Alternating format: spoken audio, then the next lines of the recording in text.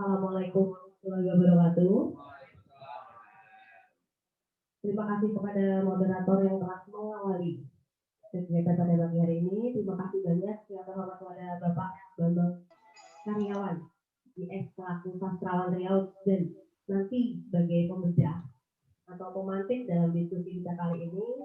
Terima kasih kepada Bang Ahlul selaku Ketua PBN Kota Pekanbaru, Bang Hafiz pengurus FTBM Kota Pekanbaru, kemudian Bu Mulyati selaku perwakilan dari FLP wilayah Riau, dan teman-teman semua.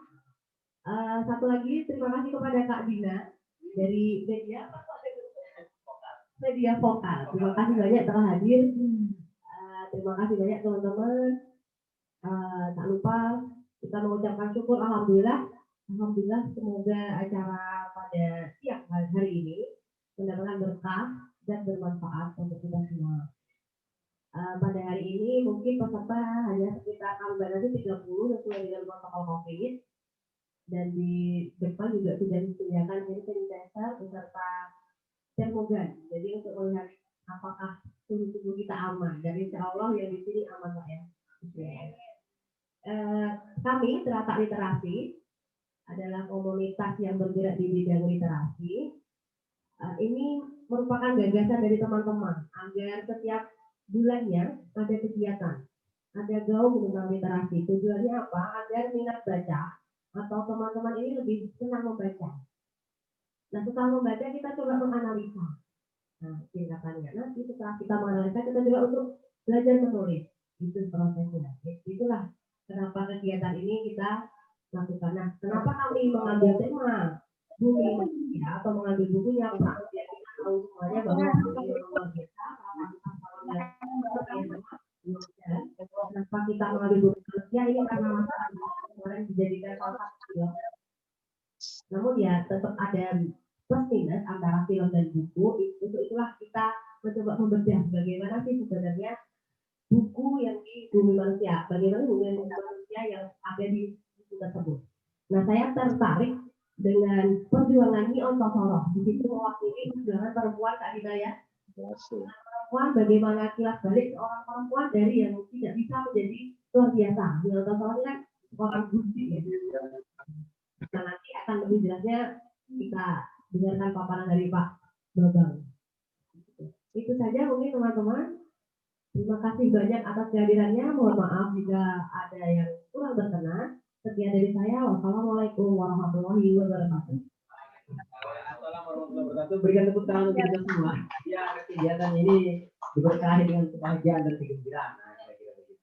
Mungkin terima kasih Kak Arisna. Mungkin bisa bergeser agar nanti Pak Bambang menemani saya di depan. Jadi persilakan, dimohon kesediaannya Pak Bambang untuk berada di dalam kita ya. Nanti menikmati gorengan, pisang, dan juga aqua yang sudah disediakan. Teman-teman, begini, kita juga menyediakan 5 buku door prize. Nanti teman-teman yang mungkin ingin memberikan tanggapan, pertanyaan terkait dengan apa sebenarnya yang menjadi pemikiran dan pesan apa yang hendak disampaikan oleh Pramudia Anantatur melalui novel-novel yang sangat luar biasa, kira-kira begitu. Kita bisa gambarkan mungkin nanti Pak Bambang, siapa kira-kira di sini yang akan kita kasih gelar siapa minkil, siapa analis, siapa penyiar. Mungkin nanti Pak Bambang yang mungkin lebih tepat untuk mendeskripsikan muka mana yang kira-kira pas untuk mewakili 3 tokoh itu. Mungkin silakan Pak Bambang, waktunya mungkin kita kasih pertama 30 menit lah, atau kelamaan? Selamanya udah 15 menit lah. 20 menit kita agar lebih demokratis. 20 menit waktunya, silakan. Apa Bang?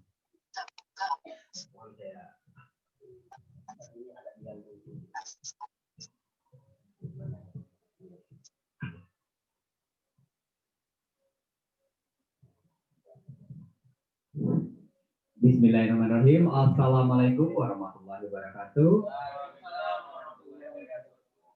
Alhamdulillahirrahmanirrahim. Allahumma sholli ala Muhammad wa ala ali Muhammad. Terima kasih kepada Teratak Literasi di ruangan ini. Kedua saya hadir yang sebelumnya dengan bedah buku Kotau karya Uni Masrohanti yang pada hari ini seharusnya beliau yang membedah, saya membanding gitu. Tapi tadi saya sudah komunikasi karena ada hal yang tidak bisa beliau hadir karena dalam posisi memang saat ini masalah ada COVID. Jadi di kantornya sebagai wartawan, jadi mengantisipasi untuk tidak melakukan gerakan kegiatan di luar terlebih dahulu. Tapi kita maklumin, nanti satu saat Mbak Kuni nanti atau Kak Kuni bisa kita hadirkan kembali dalam event sesuai dengan kapasitas beliau, penggerak literasi konservasi, sebagai wartawan, sebagai sastrawan, dan lain-lain.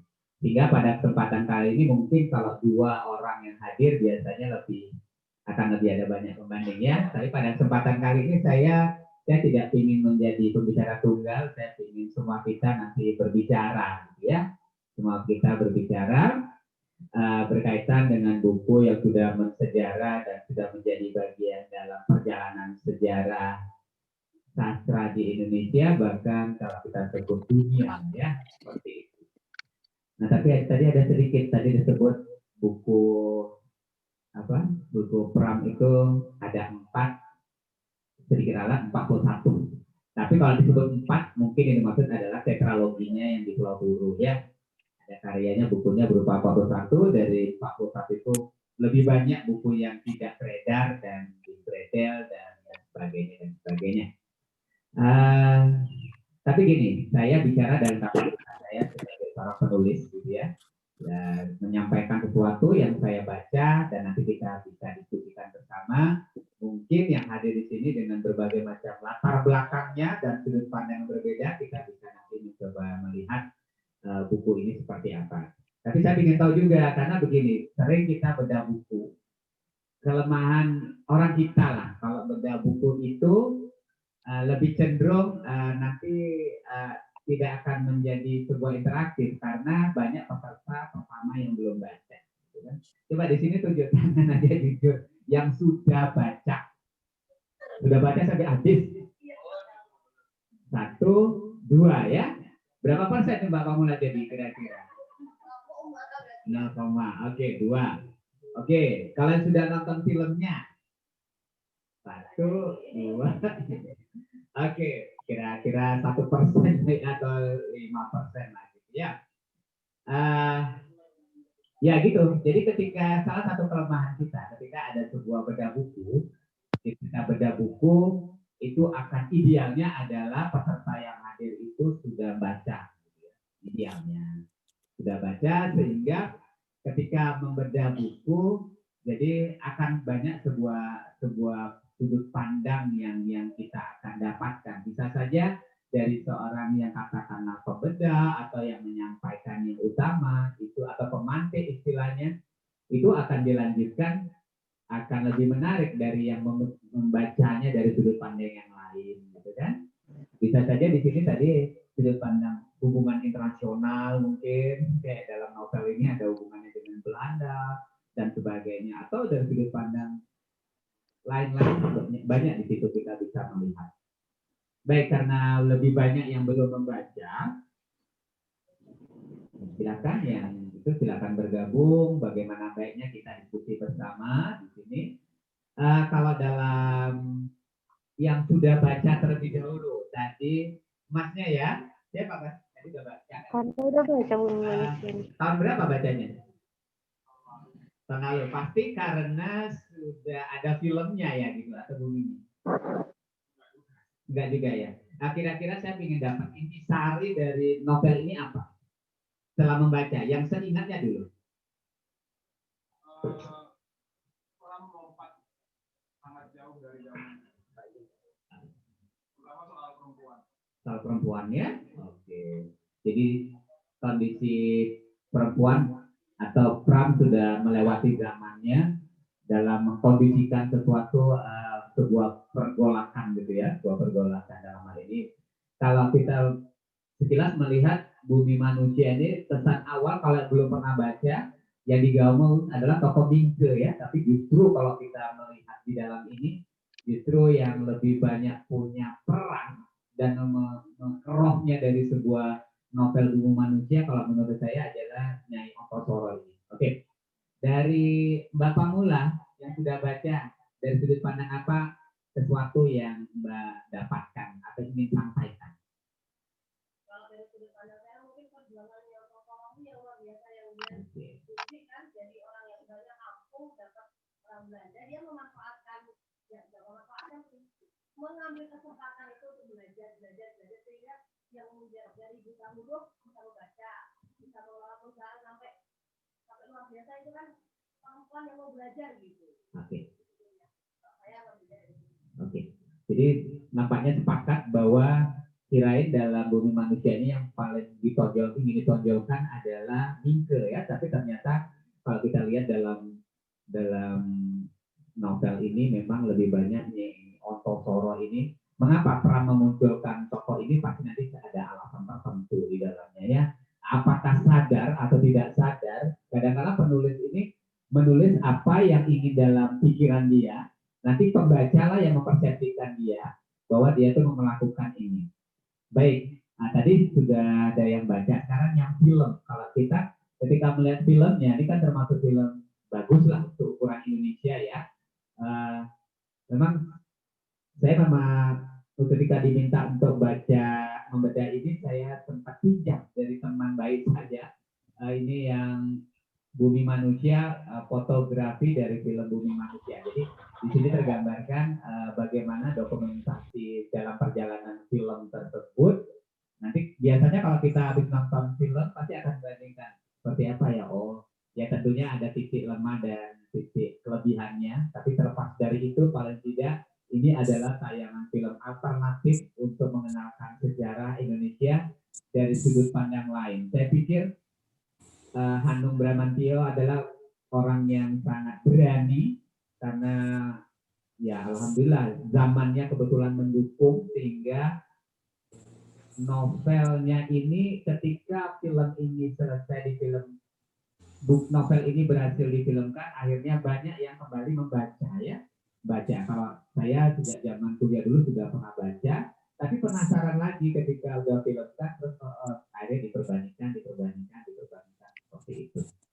Nah tadi nanti saya kalau memang 20 menit saya coba maksimalkan, tapi beberapa hal kalau kita bisa melihat novel ini dalam kajian sastra, kita bisa melihat dari beberapa macam sisi, sedikit teori. Pertama, ini bisa dilihat dari teori feminisme.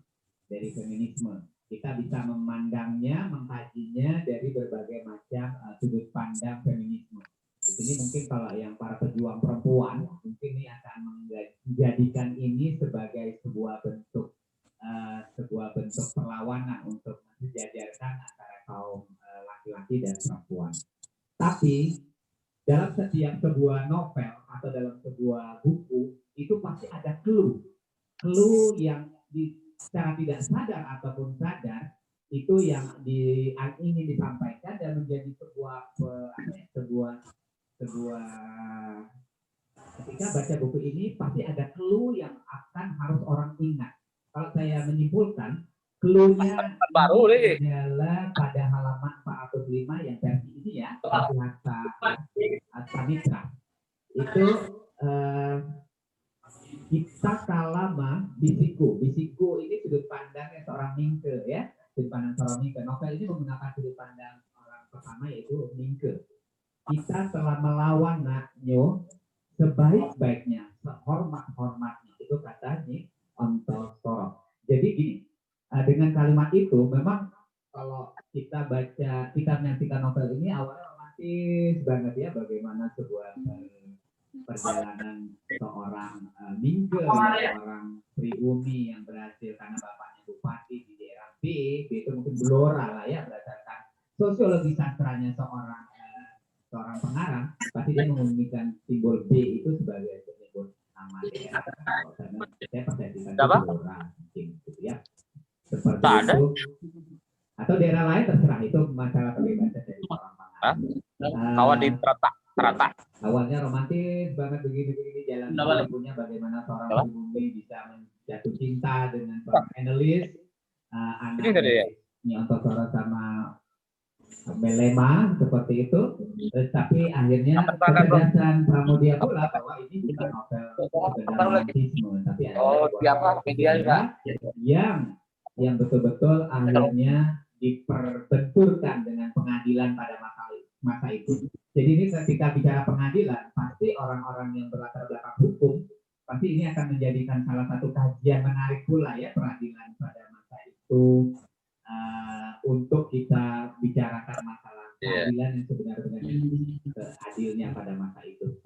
Nah, jadi kalau ada yang jurusan hukum akan melihat tinjauan keadilan hukum antara pribumi dan non pribumi dari sudut pandang dalam kajian novel Bumi Manusia itu juga satu hal yang menarik. Tapi gini, nampaknya pesan dari novel ini saya nggak akan bicara tentang, silakan baca lah ya, silakan nonton. Bukan sisi romantisme saja, tapi ada sebuah pergolakan dan perlawanan feminisme, kemudian ada sebuah simbol-simbol yang bermain di dalam.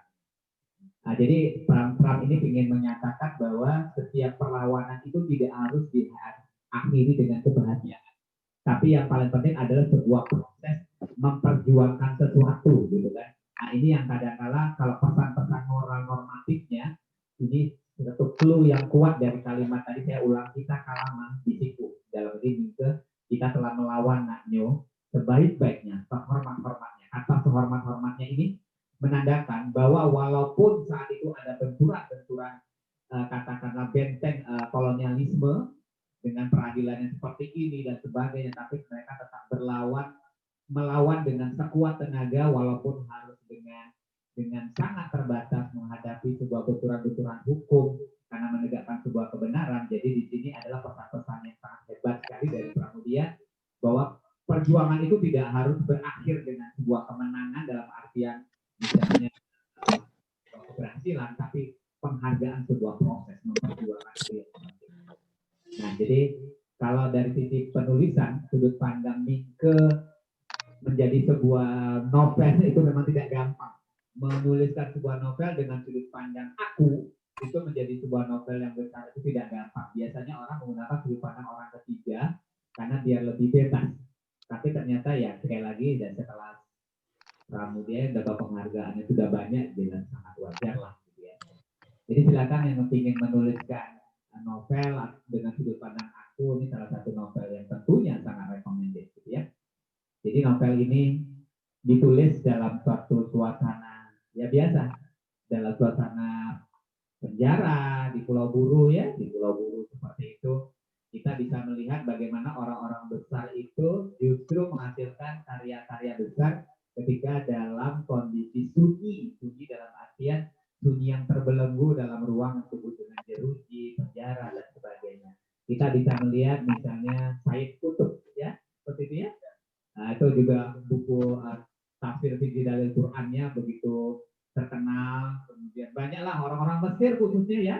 Kalau kita melihat banyak sastrawan-sastrawan Mesir yang karya-karyanya besar itu karena dari penjara. Itu ya? Oh iya. Oke. Dia dari SLP. Ya. Baik, kita bisa melihat juga, saya nggak akan sebutkan tokoh-tokohnya, tapi dari sudut feminisme di sana kita bisa melihat perjuangan perempuan. Jadi Nyi Ontosoro bagaimana sebenarnya dia bukan memanfaatkan, Mbak. Dia bukan memanfaatkan, tapi dia sebetulnya berontak simbol-simbol. Jadi ini juga bisa kita kaji dari teori simbolik sebetulnya. Dan simbolik-simbolik pemberontakan, ada pemberontakannya yang halus gitu kan. Bagaimana dia walaupun dia seorang nyai dengan simbol nyai yang katakan persepsinya saat itu adalah gundik, tapi dia tetap memberikan simbol lain bahwa nyai itu tidak selamanya menjadi orang yang memanfaatkan harta tuannya, tapi dia memberikan sebuah perlawanan dengan mau belajar. Jadi bahasanya berliterasi ya Mas. Jadi kunci dari sebuah pembaruan kemajuan dalam diri adalah mau belajar. Bagaimana dia belajar mengolah sebuah, karena mau membaca, di situ ada sebut bagaimana dia membaca, mau belajar terhadap manajemen pengelolaan sebuah perkebunan, sebuah peternakan dan sebagainya di situ. Nah, dengan dia mau belajar dengan sangat otodidak pada masa itu, dia memberikan simbol perlawanan bahwa orang pribumi, apalagi yang disebut nyai ataupun katakanlah gudik bahasanya seperti itu, coba dia lawan. Nah, seperti itu. Ternyata, tapi dia memberikan simbol baru pula. Simbol baru dalam artian, kalau selama ini tuan dan bawahan atau borjuis dan proletar itu selalu dikaitkan dengan ada sebuah strata yang begitu tinggi di pada masa itu, dia coba merubah simbol itu dengan sebuah keramah-tamahan, sebuah kepribumian betul. Dia rangkul bahwa tidak ada lagi, walaupun dia seorang nyai atau tuan melema seperti itu, dia berusaha untuk menunjukkan borjuis seperti apa itu yang baik berlaku terhadap proletar.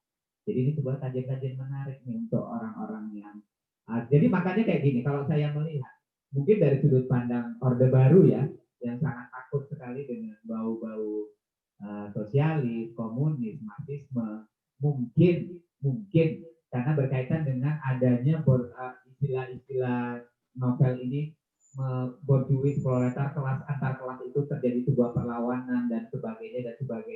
Itu mungkin itu yang menyebabkan salah satunya oleh kejaksaan itu dilarang beredar. Tapi itu mungkin masalah persepsi sejarah ya, persepsi sejarah yang dimunculkan di situ. Ya, saat ini kan kita silakan saja sebuah karya saat ini dengan bebasnya dia muncul, bahkan dengan berbagai macam aliran ABCD dia boleh beredar kan. Ini ada aliran-aliran yang kalau disebut mencerdaskan sebuah pemikiran, mengapa harus seperti itu kan. Silakan aja, ini sebuah kebebasan kita dalam menyampaikan sebuah pendapat lewat tulisan yang silakan dipersepsikan masing-masing oleh penonton. Nah, jadi kayak gitu. Nah, dalam kajian yang lain, Nyoto Sora ingin menunjukkan bahwa harus ada perubahan antara borjuis dan proletar. Itu tidak boleh ada jarak yang begitu kaku. Stratifikasi sosialnya bukan berarti harus selamanya di atas dan yang proletar di bawah. Harus ada sebuah pembahasan. Jadi itulah perlawanan dia dengan simbol, dengan gerakan feminis dia secara tidak sadar melakukan sebuah perubahan-perubahan itu. Kemudian dari sudut pandang analis memang katakanlah saya bidadari teramat cantik lah yang diturunkan Tuhan ke muka bumi ini, tapi ternyata bukan digambarkan seperti noni-noni Belanda yang sangat manja, centil dan sebagainya. Tapi dia ternyata, di sini pemimpinnya keluar bahwa ini Nyoto Sora berhasil mendidik anak seorang Belanda itu seorang pekerja keras juga. Kamu harus menjadi orang-orang noni Belanda yang bukan seperti biasa. Nah, bukan hanya mengandalkan harta dari orang tua. Sehingga ini tergambar dari sebuah kalimatnya analis dari Nyoto Sora. Mungkin kau tak merasa, tapi memang aku didik kau secara keras untuk bisa bekerja.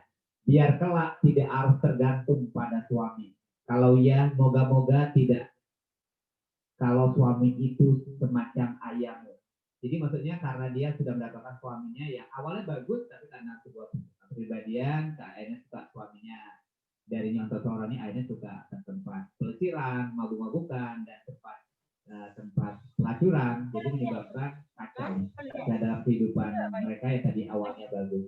Sehingga melihat kondisi itu, analis pun bukan dipaksa, tapi harus bekerja keras bagaimana menjadi perempuan yang tegar untuk bila suatu saat mendapatkan suami yang seperti bapaknya. Seperti itu. Jadi sebuah bekal-bekal perlawanan sebetulnya. Satu sisi dia menjaga kodrati sebagai perempuan, tapi satu sisi adalah mengantisipasi perempuan itu juga harus bisa meletakkan diri bukan sebagai sebuah pelengkap saja, tapi harus bisa suatu saat mengantisipasi diri apabila memiliki suami yang tidak bertanggung jawab lah bahasa sederhananya seperti itu ya. Nah, seperti itu. Nah, kalau kita bisa melihat bahwa novel ini kalau kita katakan novel ini adalah penyimpangan budaya, novel yang kita sebut penyimpangan budaya. Karena apa? Bagaimana Mingke ini berusaha memberikan simbol perlawanan terhadap budaya Jawa. Budaya Jawa, dia anak seorang bupati yang sudah akan dicalonkan jadi bupati, harus menjadi pokok orang hebat gitu. Tapi dia telah mengatakan saya akan menjadi saya, gitu kan. Sehingga yaitu karena dia perbenturan dia dengan pendidikan di HBS itu. Jadi dia simbol-simbol Jawanya coba dia lawan tapi dengan cara dia gitu kan. Dia tidak harus menjadi apa yang diinginkan oleh orang tuanya, dalam ini bapaknya sebagai seorang bupati gitu kan. Nah, sehingga dalam katakanlah Ningke ini memang salah satu tokoh revolusioner yang dimunculkan secara simbol untuk memberikan sebuah perlawanan budaya, kalau saya katakan. Ini budaya Jawa yang sangat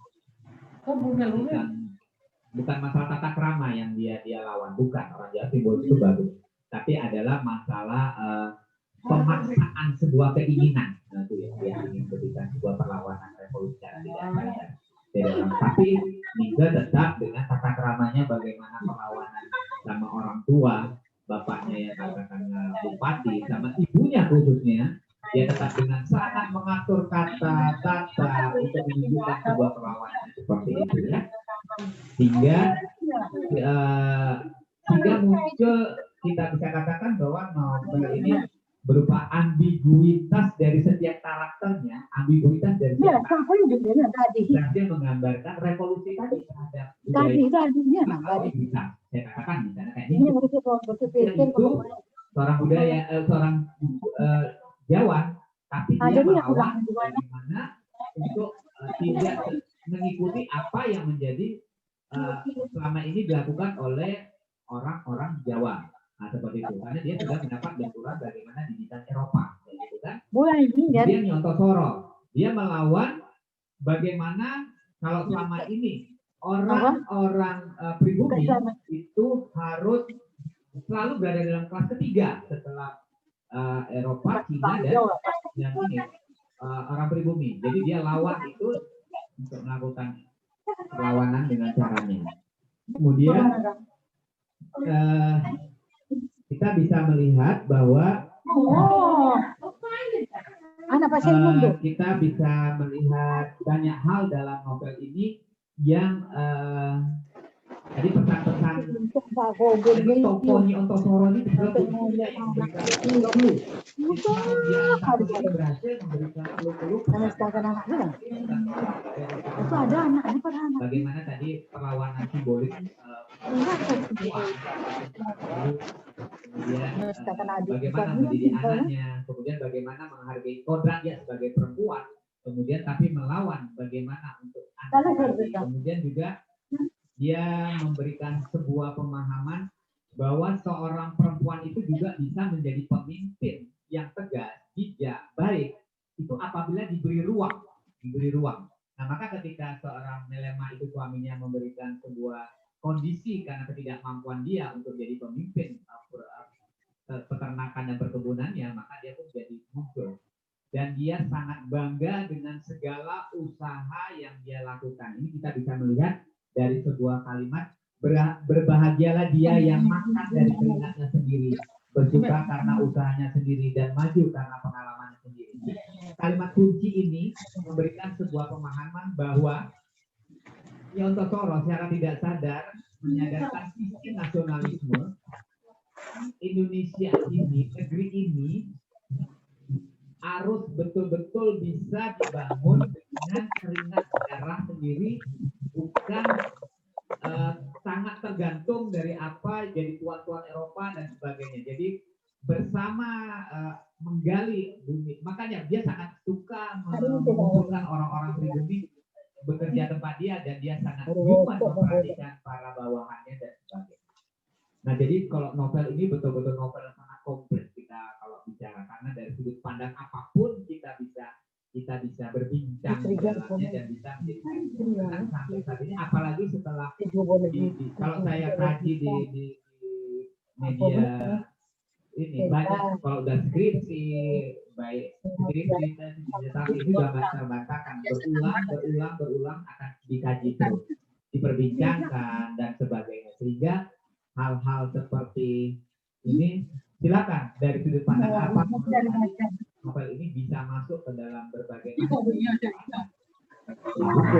feminisme, juga satu hal yang suka menggeluti teori sosiologi sastra, silakan di situ bisa diambil bagaimana sudut pandang pengarangannya, kemudian tokoh-tokoh yang berperan, situasi lingkungan dalam novel ini, itu semua bisa disudut pandangkan. Makanya kita kalau membedah ini kalau akan lebih menarik apabila sudah banyak yang baca. Jadi kalau misalnya belum, ya karena ini banyak sekali halamannya, sekitar 5 halaman, jadi seperti itu. Jadi saya ulangi, clue dari novel ini adalah tadi pada kalimat pada halaman 405. Saya ulangin ya, jadi biar bisa paham. Kita kalah lama bisikku, kuning itu ya. Kita telah melawan Naknyo sebaik-baiknya, sehormat-hormatnya. Itu dari Nyi Ontoko. Jadi itu yang bisa kita diskusi aja, karena akan lebih menarik kalau diskusi, walaupun nanti karena banyak yang belum baca, tapi tidak ada salah nanti yang sudah membaca atau yang pernah membaca resensinya atau yang baru membaca permulaan bisa memberikan sebuah tanggapan. Itu saja. Terima kasih. Terima kasih Pak Bambang. Berikan aplaus dulu dong, biar kita lebih semangat. Terima kasih teman-teman semua. Ada banyak pesan tadi yang disampaikan oleh Pak Bambang. Salah satunya, kalau mungkin yang dekat dengan kami itu adalah kalimat revolusi. Tadi mungkin menyinggung kalimat revolusi budaya, Pak Bambang. Bagaimana kemudian seorang Nyai Ontoko itu berupaya dengan pendekatan yang mungkin dia miliki strateginya untuk bagaimana melakukan revolusi budaya yang teramat baik. Nah, kira-kira begitu.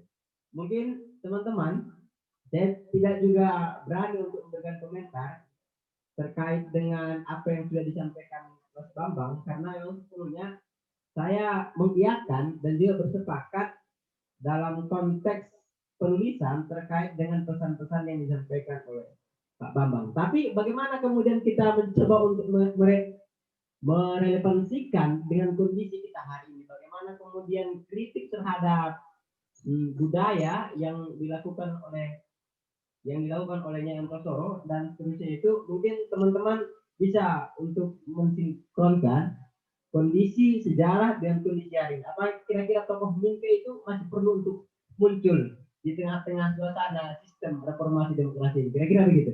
Silakan. Mungkin ya, bantu abang untuk bagi sama teman-teman yang dikasih tanggapan. Mungkin ini penghormatan terindah lah untuk Kak Dina memberikan tanggapan. Iya.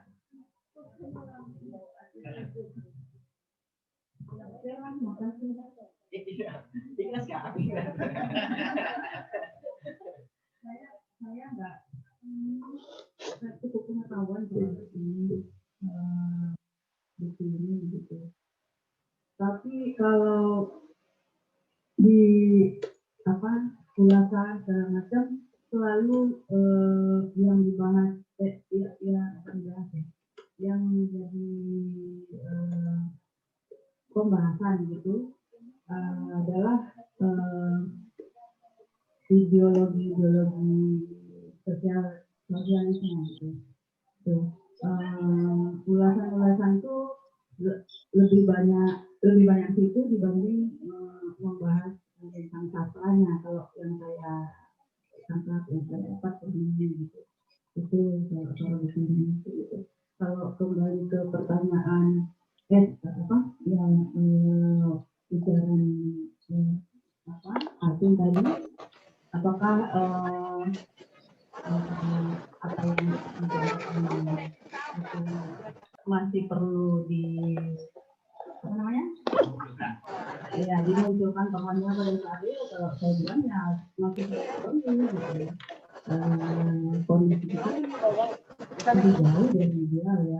Walaupun sudah modern gitu, sudah demokrasi, sudah ya katakanlah gitu ya, bahasanya sudah demokrasi, tapi tetap kondisi ya tadi bahasa feminisme, kondisi perempuan, kondisi kesejahteraan, kondisi pendidikan kita, banyak budaya juga, dan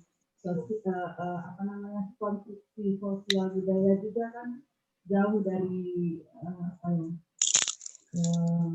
jauh dari kata yang memuaskan lah gitu, yang kondisi yang baik, jauh dari situ. Jadi pasti tetap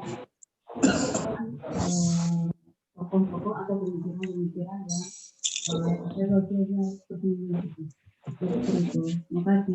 Ya, terima kasih Kak Ina. Mungkin ada lagi yang ingin menggunakan mikrofonnya. Ya, silakan.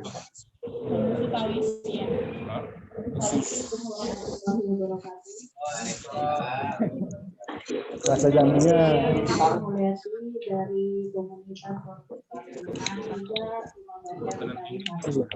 terkacak.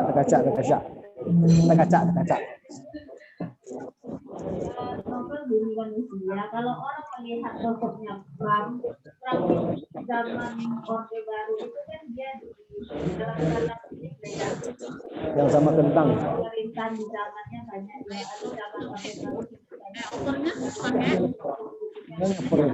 Enggak. cuma Dendeng. generasi muda sekarang. Dendeng. Kalau kita membaca novelnya berbeda, misalkan dari tadi kalau Bapaknya ada berbeda kan? budaya gitu aja, Iya, punya berbeda kan? orang Jawa, tapi dia seakan-akan bagaimana tidak mengikuti budaya Jawa. Kreatif yang ada pada diri kita boleh berkeberagaman. Jambi lah, kalau langsung ke tempat Budaya leluhur kita itu tetap kita Memang. Tak percaya. Percaya masih 89. Yang kedua, Jalan Palembang, Jalan Palembang apa? itu pesan moral tentang karakter itu sebetulnya sangat banyak. Kalau sekarang kan pendidikan karakter itu dengan tokoh-tokoh yang dijabarkan tadi rasanya Lama dua ke bos. tadi mungkin kalau itu sangat mempengaruhi gitu karakter seperti itu. Dia gigi, teguh pendirian, mau bekerja keras, belajar dari hal yang tidak bisa apa-apa sampai dia mampu menamatkan sekolah dan menjadi orang sukses. Itu kan perjuangan. Terus juga ada religinya itu misalnya ya kita sila pertama perbedaan, jadi menghargai perbedaan ya kan antara orang Belanda dengan Indonesia, yaitu perbedaan agama itu dia di situ toleransi, jadi ada toleransi yang diangkatnya. Jadi sebagian orang toleransi itu kan tidak apa ya, apalagi mungkin bagi orang-orang aliran tertentu kayaknya masa ya dalam satu keluarga kita akan berbeda keyakinan seperti itu. Mungkin kalau kayak orang Minang kalau udah masuk Islam itu misalnya bukan orang satu keluarga ada yang Ustaz itu kan dari sendiri kampung itu akan berbeda terus jadinya. Terus ada lagi tidak mau mancing. Sejarah yang dipaparkan di situ di buku Bumi Manusia itu sebetulnya bisa kita gali lagi di zaman itu tentu tak kejadiannya seperti itu. Kita sambungkan dengan pelajaran buku pelajaran sejarah yang lain, karena banyak sejarah yang kita baca sekarang itu tidak sama dengan sejarah yang sebenarnya terjadi seperti itu. Contohnya aja misalkan di buku K13 terbitan tahun berapa sih? Ada yang revisi yang keberapa, di buku kelas 4 itu ada sejarah menyatakan mirip.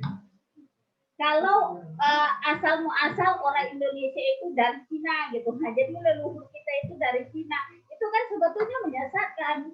Jadi itu kayaknya ada di dulu di buku kelas 4, nggak tahu udah ditarik ke peredaran atau belum. Karena saya ngajarnya di kelas tinggi di kelas 6, jadi nggak pernah melihat ke sana, cuma dulu sering di screenshot orang. Jadi kita perlu sejarah benar-benar. Misalkan ada yang pro kiri, ada yang pro kanan, kita ambil dua-duanya. Menurut versi A, Pramudia ini kan dia kategori dalam zaman debat itu kan kategori apa yang bertentangan keras ya dengan pemerintah saat itu, karena dia membela PKI, alirannya komunis. Makanya ketika Orde Baru reformasi, makanya dia bangkit lagi, kere-kerenya bisa naik lagi ke permukaan. Itu jadi tambahannya. Jadi kita harus mengenal dulu sosok dia dari tahun ke tahun, terus apa-apa pesan moral yang siapa kan di setiap buku yang ditulis. Kenapa betul? Jangan cuma hanya berpedoman ke buku dia, lalu kita makan mentah-mentah enggak. Tapi kita ambil beberapa buku menjadi referensi sehingga kita punya pemikiran tersendiri ke depannya. Mungkin itu. Assalamualaikum warahmatullahi wabarakatuh. Siap. Sebentar ya Pak Mamai. Sabar ya. Mungkin ini mati dulu ini ya gorengnya. Mungkin ada lagi. Oh ya silakan. Bang Abdullah Hafiz. Mungkin bantu tolong mic-nya digeser. Kak Dina.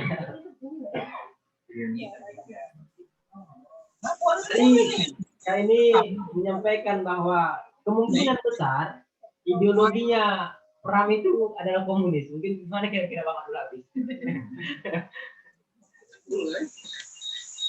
Assalamualaikum warahmatullahi wabarakatuh.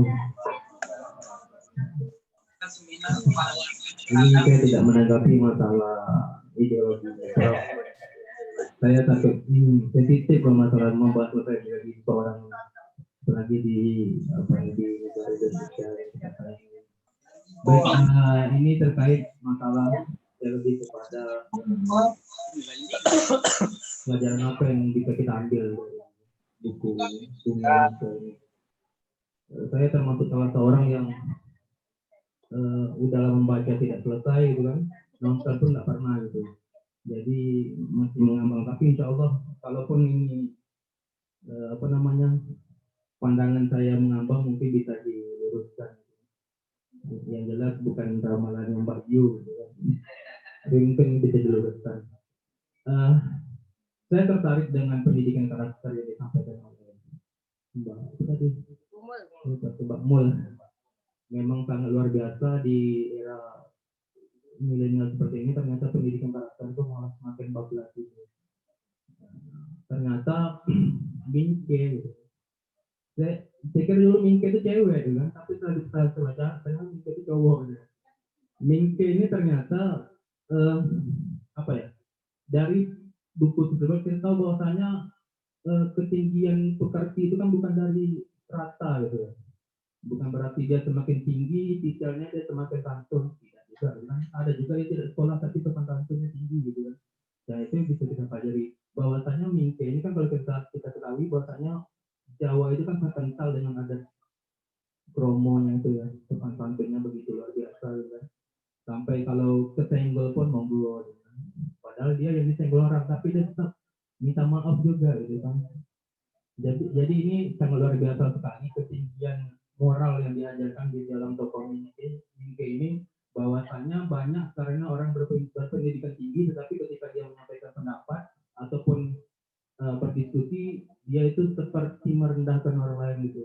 Jadi dia seakan-akan disitulah ketinggian adatnya itu jatuh gitu. Padahal dia itu kan kalau dia semakin pintar kan tentu dia semakin merunduk kan, itu pasti. Yang kedua, saya dua aja yang mengulasnya. Yang kedua itu cinta itu kan tidak memandang apa-apa. Yang mencintai seseorang bukan karena alasan. Saya sekarang jadi misteri. Saya termasuk salah seorang yang sering pernah ditanya, kamu tuh cinta sama saya karena apa gitu. Ini bukan ini ya. Saya rasa semua orang pernah juga ya. Nah, ketika kita menjalin hubungan dengan seseorang itu kadang perempuannya malah yang sering bertanya, abang cinta sama adik itu kenapa ya? Karena adik cantik atau karena yang lain gitu. Jadi kadang pertanyaan seperti itu susah untuk dijawab. Akan tetapi dalam kita lihat dalam buku ini, maka kan si analis kan pernah mengaku dengan Mingke kalau dia itu pernah diperkosa ya pertama ya. Tapi Mingke itu mau menerima keadaan analis itu. Kenapa gitu? Kan ya tapi karena sejak dari pertama meneliti diceritakan cinta itu kadang unik gitu kan. Yang jelek di mata orang dan tentu jelek di mata kita. Jadi penilaian kita cinta kepada seseorang itu kan beda-beda gitu. Tapi kita tidak juga bisa menjawab kenapa kita bisa mencintai seseorang itu karena apanya gitu. Jadi seperti itu. Mungkin itu saja yang bisa saya tanggapi, dua saja dari buku ini tadi, buku Indonesia. Terima kasih. Assalamualaikum warahmatullahi wabarakatuh. Waalaikumsalam warahmatullahi wabarakatuh. Terima kasih Bang Abdul Hafiz. Mungkin silakan Bang Ahlul. Daripada lupa ya, saya lebih menarik tertarik dari karakternya Pram sendiri itu siapa yang mempengaruhi pikiran dia, kalau imajinasinya si Pram siapa, sehingga dia bisa menghasilkan karya-karya sastra yang bermutu. Namun Indonesia tidak punya penghargaan dari sisi karya-karya beliau, terutama buku-buku ya, terbitan dari 41, kemudian ada beberapa media, kemudian ada yang berjalan. Kemudian dari sisi itu manusia, yang menarik itu sosok Pram itu adalah orang yang punya daya ingat yang sangat tinggi. Karena zaman dulu tuh gaya-gaya kita menulis sejarah Pram itu nggak ada. Jadi dia menggunakan kemampuan kognitif dia itu untuk menyimpan informasi-informasi dan dia mulai menuangkan melalui tulisan. Itu kan salah satu kebudayaan yang sampai sekarang mungkin agak kurang saya lihat gitu. Bagaimana daya ingat, kemudian lingkungan mempengaruhi, kemudian faktor-faktor yang lain. Kemudian dari buku tadi saya melihat juga dari sisi Albertoro juga dia tidak bisa memiliki status tuh anaknya itu dia tidak punya kekuatan hukum, karena dia tidak bisa memiliki cara utuh gitu. Nah itu juga berhubungan mungkin dengan unik-unik negara, mungkin bisa jadi. Kemudian yang paling menarik itu bagaimana kolonialisme itu terjadi, kemudian sampai sekarang diadaptasi oleh pemerintah aja. Bagaimana relasi kuasa, relasi penguasaan, relasi diskriminasi yang masih dipakai oleh beberapa untuk memiskinkan gaya kita, sehingga kita tuh dibatasi imajinasinya itu, berpikir dibatasi, jadi dibatasi. Nah, ya mungkin kita tidak bisa melihat siapa peran yang bisa yang baru hadir ini, siapa yang bisa mewarnai kita lagi gitu dari karya-karya beliau itu. Mungkin mungkin Jaka Kurniawan mungkin bisa, tapi kalau posisi dia di mana dalam dunia sastra. Tapi nah kita sekarang masih mengidolakan Pram, tapi kita tidak punya ini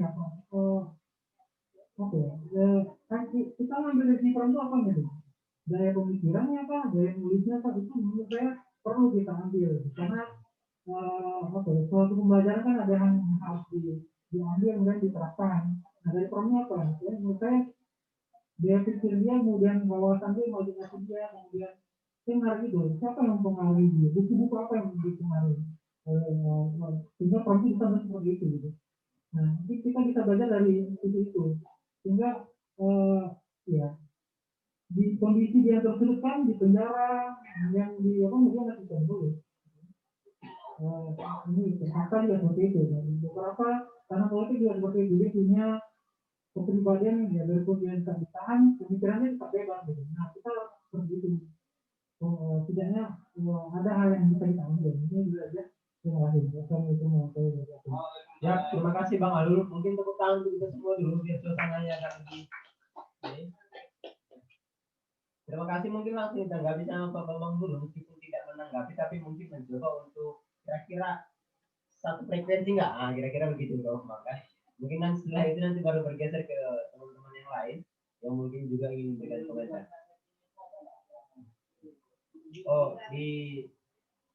Ya silakan Pak Bambang. Sambil saya lihat ini ya, mungkin ini ya. Kolom komentar kira-kira ada pertanyaan nggak? Terima kasih atas umpan baliknya lah, bersama kita diskusi ya di sini. Jadi kalau dari Ibu tanya ideologi, memang saya tidak akan bicara masalah ideologi ya, seperti itu penegasan bahwa di sini adalah sebuah novel karya sastra. Kalau memang perlu dihadirkan di masa kini, karya sastra itu tadi langsung menanggapi juga umur, memang sebuah cara untuk menyampaikan sebuah pesan yang dalam artian tanda petik aman gitu, aman dalam artian kita ingin menyisipkan sesuatu itu dengan fleksibilitas sebuah karya sastra, kita ingin menyampaikan pesan apapun bisa masuk di dalamnya semua. Tadi misalnya pesan-pesan ideologi bisa masuk, kemudian pesan-pesan karakter, pesan-pesan sejarah itu bisa dengan aman kita menyampaikan situ. Tapi bukan kita bicara masalah amannya saja, tapi nilai membekasnya sebuah karya sastra, karena fungsi hiburan itu juga tidak bisa dilupakan bahwa karya sastra dihasilkan salah satunya adalah untuk hiburan. Nah, ketika kita sudah melihat sebagai sebuah karya sastra sebagai hiburan, itu ketika kita menikmatinya, itu biasanya pesan-pesan itu akan masuk, akan lebih mudah, gitu kan? Akan lebih mudah. Jadi kalau kita melihat membaca Bumi Manusia ini terasa berat, maka nggak akan pernah masuk tuh pesannya. Tapi ketika menikmati dia sebagai sebuah karya sastra yang salah satu fungsi yang menghibur, insya Allah pesan itu akan masuk dengan mudah. Oh, perang itu menitipkan ini, kalaupun nanti dalamnya ada ideologi, ada perlawanan, ada pesan-pesan apa, feminisme dan lain-lain, itu akan lebih mudah. Makanya ketika saya selalu mengawali ketika bedah buku siapa yang sudah baca. Nah, berarti kan menambahkan bahwa dunia literasi kita itu bukan sekedar euforia ketika menghadiri sebuah bedah buku kita rame-rame gitu, tapi kita yang paling penting bacaannya itu dibaca gitu kan. Nah, seperti itu. Nah, jadi kalau ditanya kekinian masih perlu, sangat perlu. Dalam sebuah karya sastra, ketokohan yang dimunculkan itu pasti punya maksud untuk menjadi sebuah refleksi. Ini akan di tokoh siapa ini maksud dimunculkan di sini. Kalau pernah baca buku Mei Merah ini kalangan Naning Pranoto, itu adalah novel yang tulis tahun 2019. Itu tentang tragedi tahun 1998.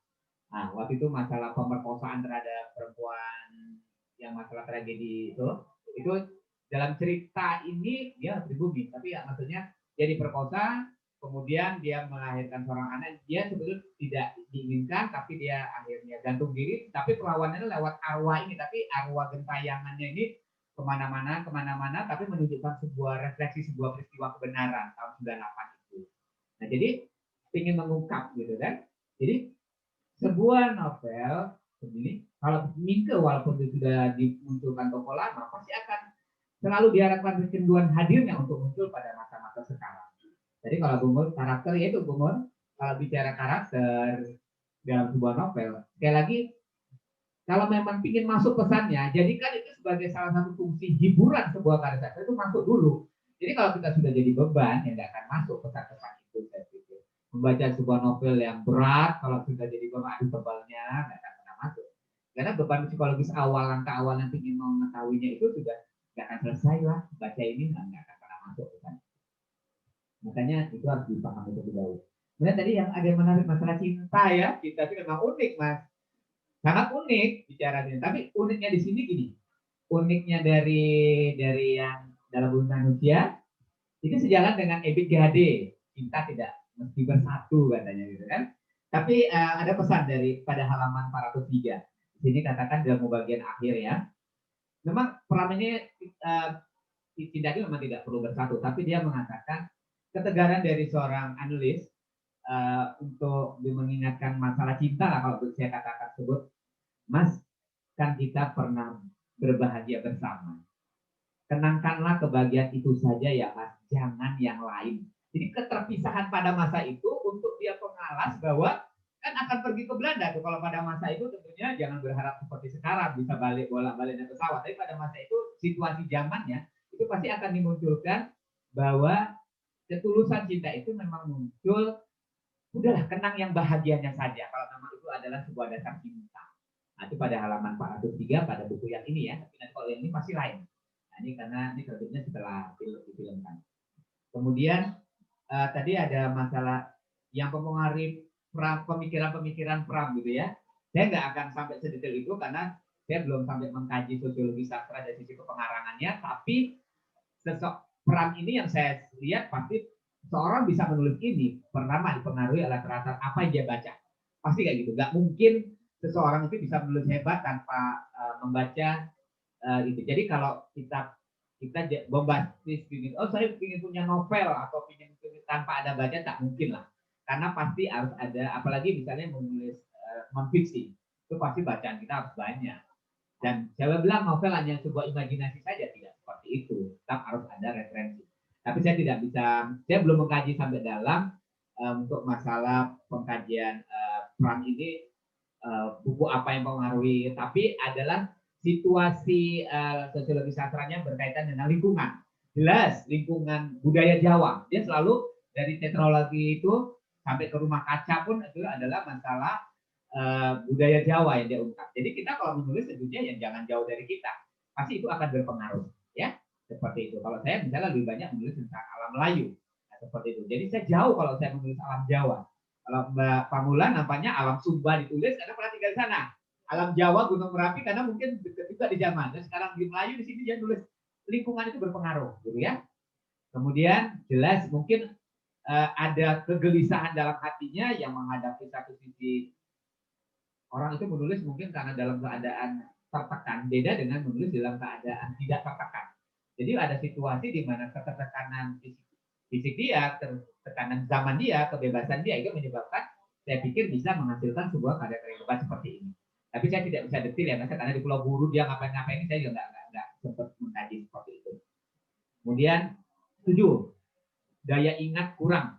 Tadi kalau daya ingat seseorang itu memang diberikan kecerdasan, tapi saya pikir semua kita diberilah namanya kalau dalam otak itu neuron-neuron yang panjang untuk menghafal sesuatu itu pasti tetap ada. Hanya memang kalau untuk saat ini seperti Bu katakan, kita ini dunia anak sekarang itu kalau untuk menghafal itu sudah sangat jauh. Karena apa ya? Satu konsekuensi plus minusnya sebuah teknologi. Kalau dulu kita harus menghafal sampai detail sehingga menyangkut dan membekas. Tapi kalau sekarang kita kesulitan langsung kita klik apa misalnya apa yang benar A atau B misalnya langsung kita klik sudah dapat. Tapi kalau dulu kan kita menghafal sambil cari kebenaran dalam buku lewat bacaan koran lewat apa ya itu satu konsekuensi lah. Tapi dalam Islam pun salah satu bentuk pengajaran yang baik adalah dengan menghafal dan menghafal sehingga hadis itu nggak pernah hilang itu kan karena hafalan seperti itu kan. Kemudian tadi apakah saat ini apa sih dapat dipelajari dari Pram? Banyak. Tapi kalau penggantinya siapa saat ini? Kayak tadi sebut Eka Kurnia dengan Cantik Itu Luka. Apa kayak novel-novel seperti itu? Kalau saya ya silakan itu selera ya. Kalau selera itu masalah selera. Tapi ya itu masalah pilihan. Nah, novel-novel yang seperti itu mungkin kalau untuk di sekolah tidak recommended ya. Misalnya Cantik Itu Luka dengan bahasa vulgar dalam artian tanda petik walaupun sastra itu bebas-bebas saja. Tapi kalau untuk anak sekolah, kalau pembentukan karakter, saya pikir tidak recommended, Bu Mulia. Kami pernah bahas itu. Tapi dalam, ya kalau Eka, kita sudah tahu lah penghargaan dia internasional banyak. Tapi kalau kami dalam konteks untuk guru, berkait dengan karakter, itu tidak recommended. Tapi kalau untuk mahasiswa, silakan. Nah tadi kalau bicara masalah, nggak usah jauh-jauh lah. Ini kan novel-novel berusaha, kalau kita sebut aliran, novel-novel sejarah gitu ya. Silakan saja kalau mau novel sejarah, tulislah novel sejarah, tapi tetap ini sastra ya, bukan sejarah, ini bukan buku sejarah. Tapi kalau yang menulis novel sejarah, tetap ada referensi yang sangat banyak. Bahkan harus kajian-kajian. Nah, salah satu kalau saya bisa menyebut, gak usah jauh-jauh lah dari Riau ini. Terus terang, saya sangat mengidolakan, kalau disebut idolakan, itu Datuk Rida Kaliamsi. Tapi kalau misalnya Datuk Rida Kaliamsi, saya sangat idolakan beliau dalam konteks ketekunan dia mengangkat yang nampaknya orang tidak mengangkat. Itu tentang sejarah-sejarah Melayu yang diangkat menjadi sebuah novel-novel. Dia menulis riset, dia pendam 2 tahun meneliti tentang naskah-naskah yang tidak mau disentuh orang. Naskah-naskah sejarah Melayu, tapi akhirnya muncul apa? Muncul novel Bulang Cahaya, novel Megat, novel Mahmud Sang Pembangkang, kemudian Mahmud bukan Sang Pembangkang, saya lupa. Kemudian Tun Irang, kemudian dia akan menulis tentang Embung Fatimah, akan menulis tentang sejarah siapa pemegang regalia kerajaan, Engku Putri Hamidah. Tapi itu riset 2 tahun, nah, jadi bukan sembarangan. Saya pikir Pram juga penuh dengan riset, walaupun riset itu lewat keadaan yang ada di sekitar dia dan sebagainya. Itu riset zaman dulu dengan sekarang beda ya. Kalau dulu masuk ke lokasi mungkin dan pembacaan dan sebagainya. Kalau sekarang dengan tapi kalau Datuk Rida Kaliamsi ini memang datang ke tempat sumber-sumber itu berada dan menelusuri lewat. Jadi kalau kita ingin menulis jangan tanpa bekal, Imajinasi itu memang kelebihan yang Allah berikan, tapi imajinasi itu akan hidup apabila kita awali dengan bekal. Bekal itu adalah referensi. Bekal itu adalah penelitian, riset-riset. Walaupun mau risetnya seperti apa, mau riset sangat serius, mau riset kecil-kecilan lewat berbincang-bincang dan sebagainya, itu tetap harus ada. Maka kalau ingin menulis buku, lebih baik lama di perancangan. Karena kalau udah ngetik di dalam laptop itu soal cepat, gitu kan. Tapi kalau di perancangan itu, saat ini saya lagi belajar sebetulnya tentang novel. Saya ingin sastra lingkungan, lagi memang fokus ke situ. Itu saya kumpulkan dulu tentang novel, tentang alam. Saya ingin tentang Sampar Kiri, Bang Balin itu kan. Kebetulan diskusi sama Kuning Masrati, saya pinjam bukunya. Saya pernah ke sana 2 kali, tapi saya merasa kurang. Nah, saya kumpulin aja dulu. Suatu saat karena merasa yakin sudah cukup, walaupun tidak pernah cukup referensi itu, baru kita tulis. Tapi itu style masing-masing lah ya. Jadi sekali lagi novel itu kehadiran selalu melintasi zaman. Tergantung kita memaknainya, kehadiran tokoh ini mau akan apa. Jadi kalau mau membuat novel sejarah ataupun novel apapun, ketika saat ini silakan, pasti ada tokoh, ada suatu pesan. Tokoh ini kita munculkan untuk apa ya? Misalnya saat ini dalam masa COVID, misalnya pasti ada pilihan kita, tokoh itu kita munculkan apa, sebagai apa, dan sebagainya, atau perlawanan apa, dan sebagainya, atau pesan apa. Nah, seperti itu, saya pikir tetap itu sebuah novel tidak akan pernah disia-siakan apabila novel itu memang ditulis dengan sepenuh hati dan jujur. Ya, terima kasih Pak Bambang. Mungkin berapa tadi sudah disambut hangat oleh Pak Bambang. Mungkin teman-teman yang lain yang hijau kelihatannya kosong, Bang Abdul. Ada mungkin teman-teman yang ingin kasih komentar. Ya, lumayan banyak. Apa hijau? Hijau itu ada sekitar berapa orang ya? Ada 12 orang kalau tidak. Ya, cuma tadi komentarnya cuma 1, mic-nya kurang jelas. Ada yang Rotan Hulu tuh, dari Rotan Hulu. Ya, teman-teman yang dari Zoom, salam kenal. Ya, salam kenal Pak Rudi. Pak Rudi ya? Pak Rudi. Ya, mungkin kita lanjut. Teman-teman yang masih mau tanya. Ya, silakan Bang Rudi. Ya, terima kasih Pak. Kedengaran suara saya Pak ya? Baik Pak, saya Rudi Gunawan, dosen di Universitas Muhammadiyah Jakarta, di UHAMKA, Universitas Muhammadiyah Profesor Dr. Hamka, di program studi pendidikan sejarah. Saya melihat bahwa karya-karya Pram itu memang berlatar belakang historis dan berdasarkan pengalaman pribadi. Sehingga apa yang disampaikan oleh Bapak narasumber tadi, ya, itu menjadi penguatan dari novel Pram. Saya melihat yang pertama, saya telah melakukan penelitian ini, ada 2 novel yang saya teliti, yaitu novel yang pertama adalah Di Tepi Kali Bekasi. Saya asli orang Bekasi, Pak. Saya tertarik untuk melakukan penelitian ini, lalu saya mengajukan penelitian ini ke Kementerian Riset dan Teknologi, Kemristek Dikti. Itu dapat bantuan, Pak, dari pemerintah untuk melakukan penelitian ini. Itu tahun pertama. Tahun kedua, saya melakukan penelitian tentang keluarga gerilya. Jadi saya telusuri semua lokasi-lokasi yang disebutkan oleh Pram, misalkan stasiun Bekasi, lalu juga stasiun Cikampek, stasiun Purwakarta, lalu ada pemakaman, ada kampung 2 di Kranji, ya, lalu juga Cakung dan sebagainya, Pak. Nah, itu di novel Di Tepi Kali Bekasi. Novel yang kedua, saya juga mendapat bantuan dari pemerintah melakukan penelitian ini bahwa Pram, ya, itu menggambarkan bagaimana pahlawan yang ada di Jakarta ini secara psikologis bertabrakan karena ayahnya adalah seorang kenil. Digambarkan demikian bagusnya, dan sampai saya juga melakukan penelitian ini mengunjungi objek-objek yang dimaksud, yaitu misalnya penjara Bukit Duri, penjara Salemba, stasiun Jatinegara, lalu juga stasiun gereja Kristen yang ada di Jatinegara. Nah, jadi apa yang ditulis oleh Pram menurut saya ini memang kuat karena berdasarkan pengalaman beliau sendiri secara empiris dan juga kemampuan beliau memang untuk menulis dengan latar belakang historis dan bacaan yang luas, Pak.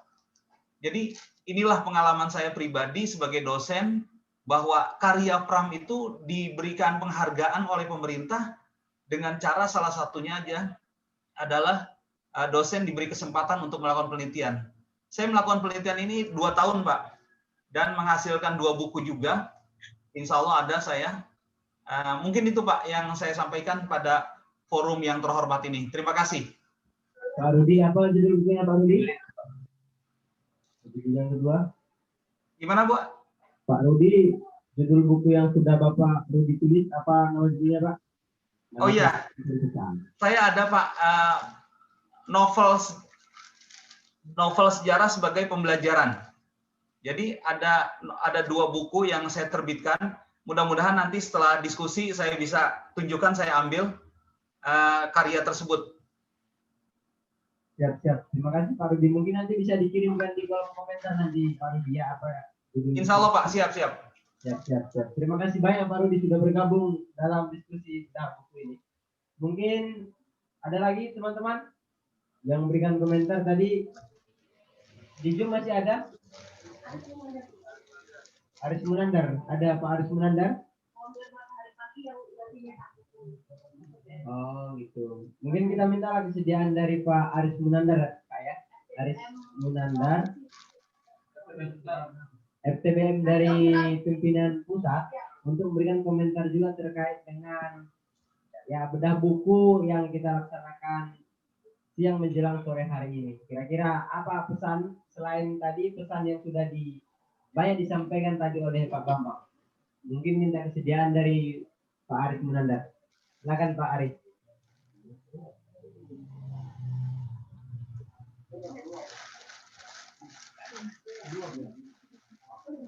Oh, sudah keluar ya?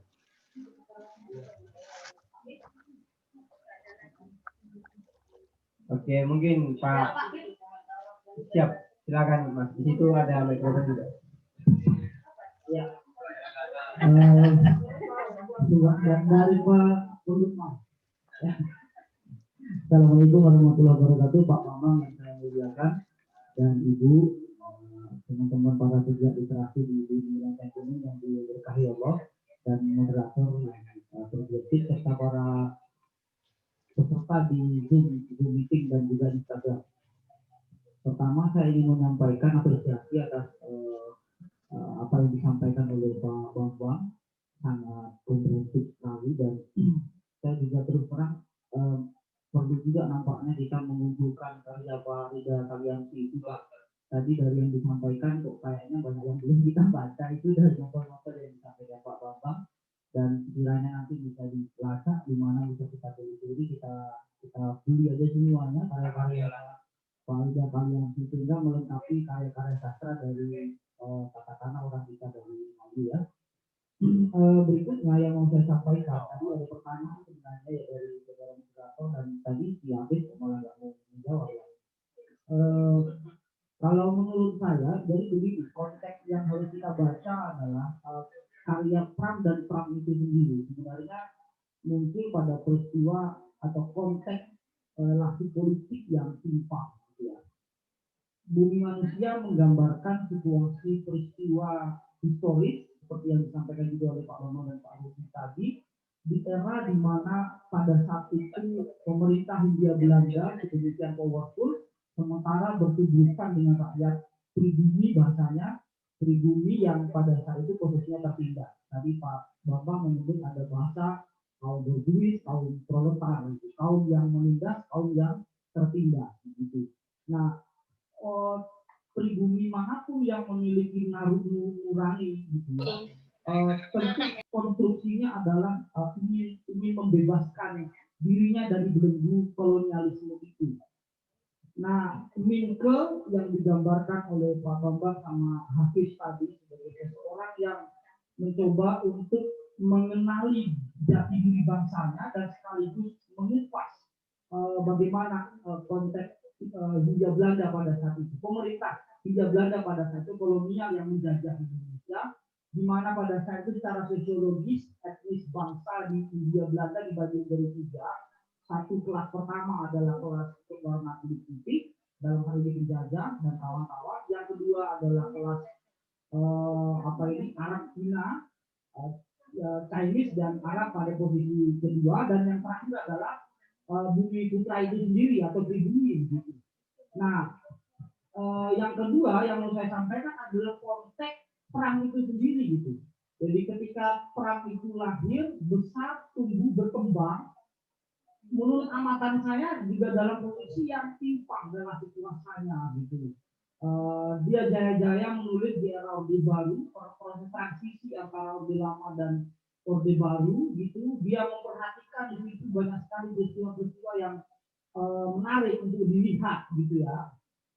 Sehingga siapapun yang melihat proses penindasan di era Orde Baru pada saat itu, apapun latar ideologinya pasti spiritnya melawan gitu loh. Kita lihat misalnya tokoh-tokoh muslim pada saat itu yang melawan juga ditindas kan. Bahkan khutbah, teks khutbah pun harus dicek dulu oleh kelompok tim tertentu sebelum dia tayang gitu ya. Peristiwa misalnya Tanjung Priok, peristiwa di Lampung itu apa ya? Lupa saya di Lampung, kemudian beberapa aktivis muslim yang diculik dan seterusnya, itu sama saja dengan aktivis yang dianggap sosialis. Jadi minjam bahasanya Kadina tadi lah, minjam bahasanya Kadina itu. Kalau dia baca kok seperti bahasa buku sosialis gitu. Kalau saya membaca bahwa konteksnya pada saat itu memang perang atomin itu hadir dalam situasi relasi kuasa yang timpang. Gitu. Nah kalau kita baca tentang peta pemikiran, filsafat pemikiran, memang orang yang mengkritik, yang mencoba untuk membongkar kemapanan itu identik dengan filsafat kiri gitu. Nah filsafat kiri itu bukan jangan semata-mata kita sebut anti Tuhan gitu ya, karena secara historis filsafat kiri itu kan muncul dari Perancis, di mana orang yang melawan feodalisme pada saat itu berada di posisi kiri gedung parlemennya gitu kan, sehingga disebut posisi kiri. Kebetulan aja di kiri. Mungkin kalau pas duduknya di kanan dari filsafat kanan dia melawan gitu kira-kira kan.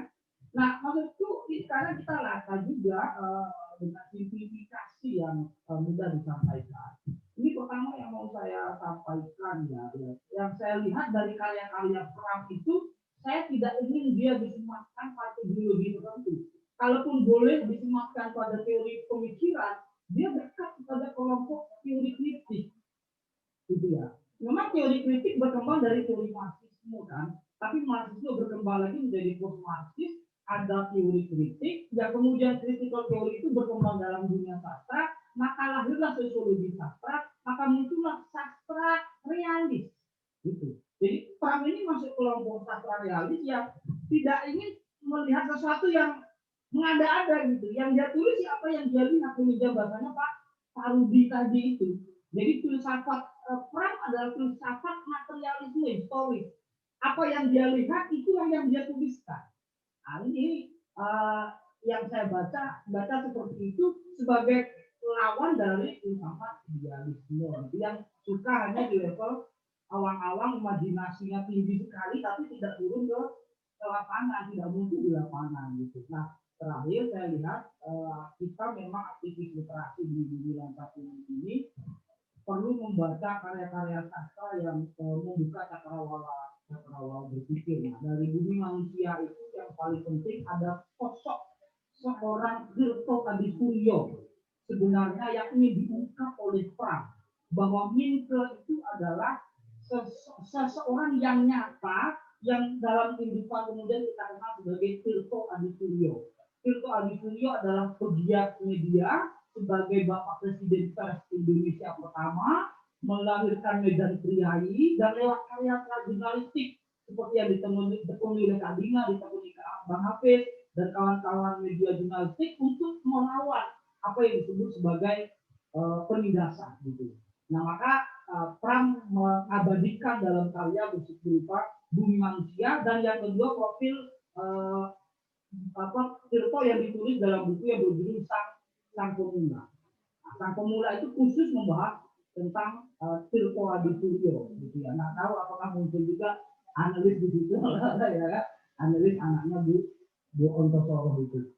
Saya kira itu sebagai komentar dari saya. Agak apa tadi sedikit dari apa nih ya, pertanyaan moderator sama aku itu agak singkat-singkat dulu anaknya literasi. Terima kasih. Assalamualaikum warahmatullahi wabarakatuh.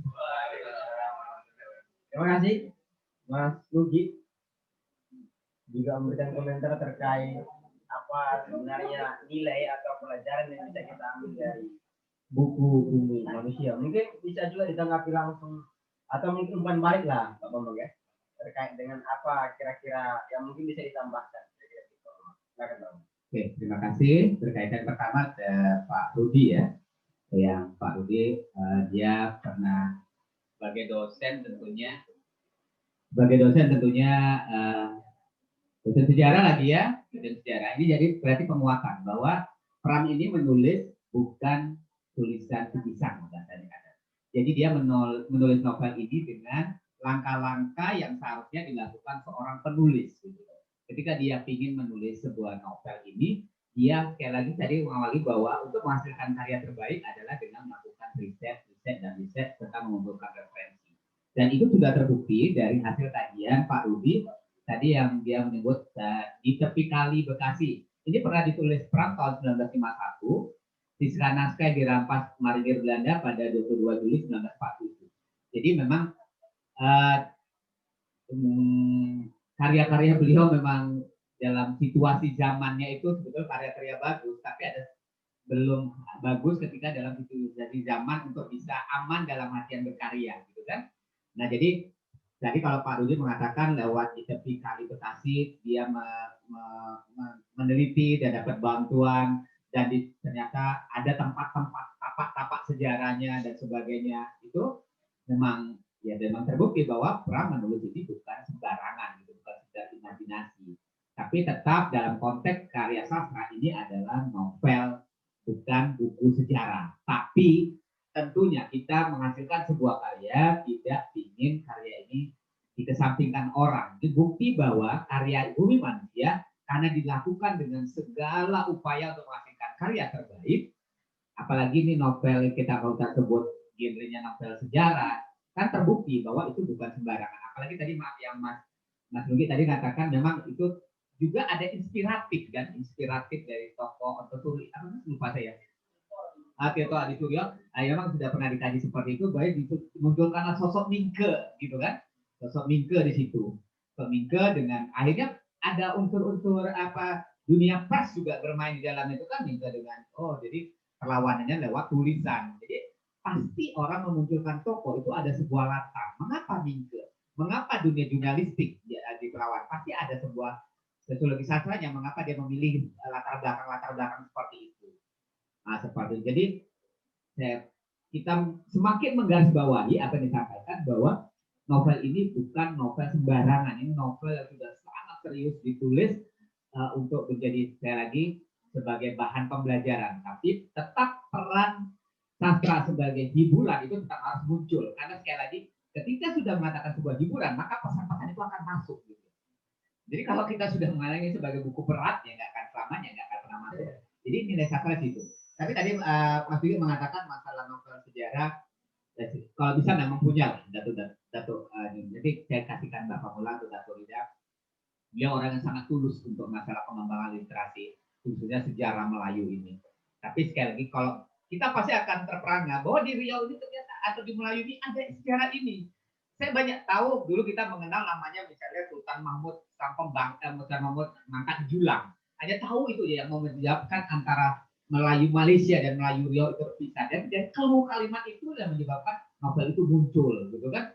Seperti itu. Kemudian Raja Kecik yang menyebabkan terpisahnya Siak, Pagaruyung itu riset yang mendalam jadi sebuah novel-novel yang megat kayak gitu. Jadi ayo kita sama-sama belajar kembali kalau memang menelusuri tapi silakan kalau menulis latar belakang perlawanan sejarah yang dulu biar terungkap sebuah ini, silakan mau suka novel yang seperti apa, apakah yang mau nasional atau yang mau lokal, silakan semua saling mengisi. Tapi novel sejarah tetap ada ruh dalam artian garis merah yang sama bahwa novel itu ditulis untuk memberikan pembelajaran pada generasi sekarang bahwa masa lalu tuh ada sesuatu yang bisa kita petik, ada sesuatu tapak-tapak yang bisa kita jadikan bukan sekedar romantisme, jadi pembelajaran bahwa harus ada yang tahu bahwa pernah ada sesuatu pada masanya.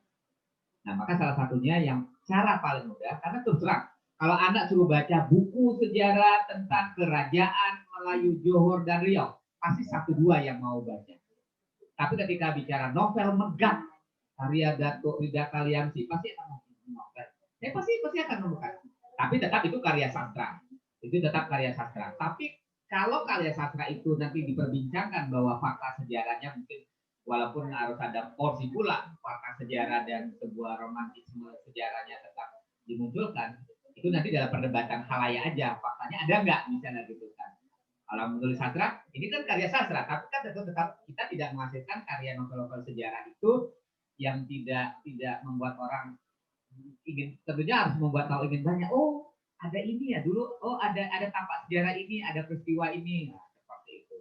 Sehingga kalau sekarang ini misalnya Laskar Pelangi membuat daerah itu maju dengan keindahan alam Belitungnya, tentunya dengan novel sejarah bisa lah nanti suatu saat ketika dikaitkan dengan industri ekonomi kreatif menjadi sebuah bangkit pula sebuah perekonomian dengan latar belakang sejarah itu dalam novel tersebut.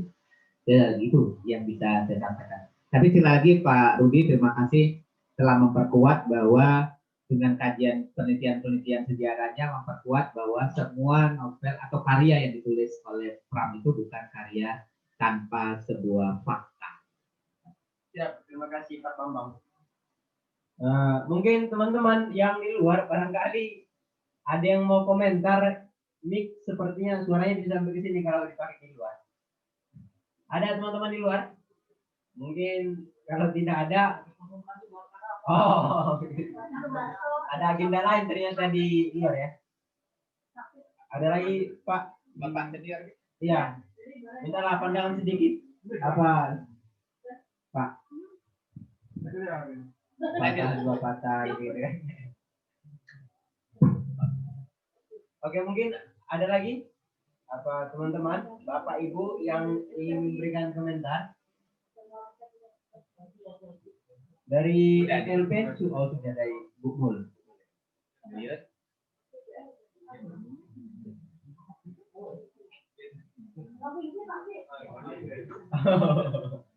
Ya, mungkin boleh. Gini Pak Bambang sama Ibu tadi, Ibu yang dari Jawa tadi ya. Kebetulan saya nama Jawa ya, orang tua juga Jawa, lahir di Riau ya, di Riau. Nah, yang saya perhatikan begini ya, Pram ini memang lahir di Jawa, bapaknya orang Kediri, ibunya orang Rembang berbatasan Blora, lalu orang tuanya mengabdi di Blora gitu ya. Nah, Blora ini kampung halaman ibu saya, jadi masih mengalir darah Blora saya di sini. Nah, saya lihat kultur Jawa itu pun tidak statis.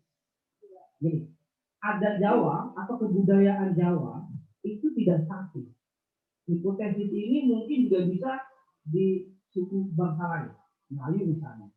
Nah, yang saya perhatikan banyak sekali misalnya pada aspek-aspek ritual yang dianggap sakral, pernikahan misalnya, anak melahirkan, itu sudah banyak juga mengalami reformasi gitu, terhadap perkembangan zaman. Kalau kita baca di Sumatera Barat, Minangkabau misalnya pun para kritikus adat itu pun muncul kan, orang seperti misalnya Buya Hamka. Buya Hamka juga termasuk yang dipenjara dan menuliskan karya besar Tafsir Al-Azhar.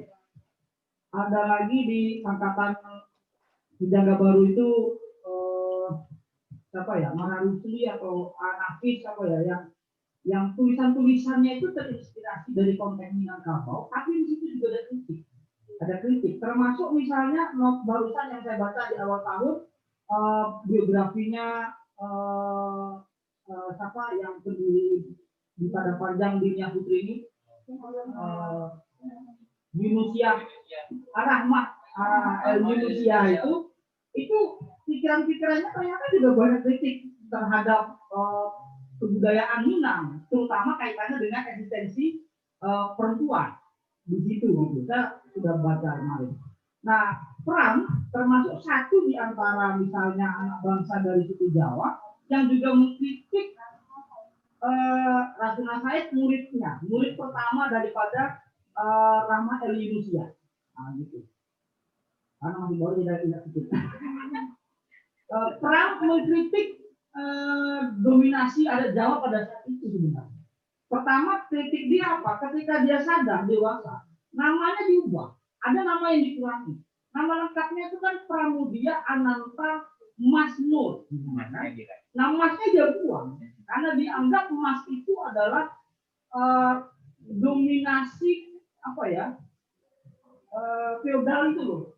Ngomong feodal itu gitu. Terlalu feodal gitu ya emas itu di kala itu, dan dia tidak mau dalam posisi itu. Dia merasa jauh dari akar rumput, dari rakyat kalau pakai emas gitu kan. Makanya emasnya dia buang, hanya Pramudia Anantatur gitu. Kemudian sebenarnya kalau kita lihat dari beberapa orang tokoh nasional yang membunuh kelasnya kan tidak hanya Pram.